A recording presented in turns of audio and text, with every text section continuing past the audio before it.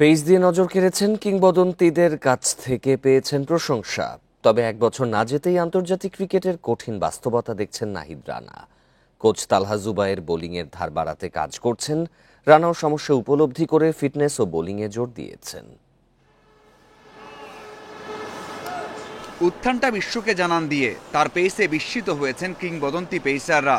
পাকিস্তানে ঐতিহাসিক সিরিজ জয়ে আছে 5 উইকেট নেয়ার রেকর্ডও। 2024 সালে 11 ইনিংসে 20 উইকেট ছিল রানার। দারুণ শুরুর পর হঠাৎ করেই যেন সেই ধার কমে গেছে। শেষ 4 ইনিংসে মাত্র 4 উইকেট। টি-20 অভিষেক ও 4 ওয়ানডেতেও খুরুচে ছিলেন। একটা বলার যখন একদম প্রথম আসে, একদম র ট্যালেন্ট থাকে, তখন সে তার যেটা আমরা দেখি একদমই ন্যাচারাল জিনিসটা। কিন্তু সে যখন অনেক দিন ধরেন 1 বছর 1.5 বছর খেলে ফেলে, অনেক কিছু জানতে শিখে, অনেক কিছু ইন্টারন্যাশনাল ম্যাচ খেলে ও নিজে অনেক কিছু বুঝতে শিখে।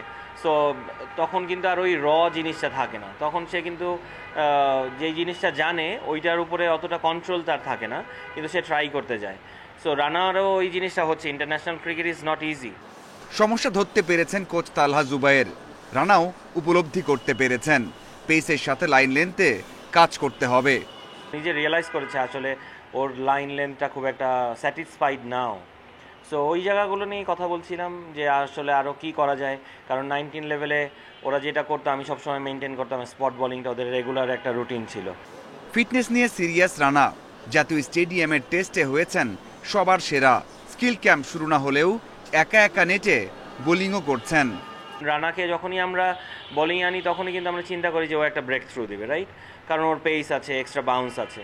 সো ও যদি ওই পেস নিয়ে ও যদি পিছে বল করে কিংবা বাইরে বল করে, তাহলে কিন্তু ব্যাটসম্যানের জন্য খুব একটা ডিফিকাল্টি হয় না।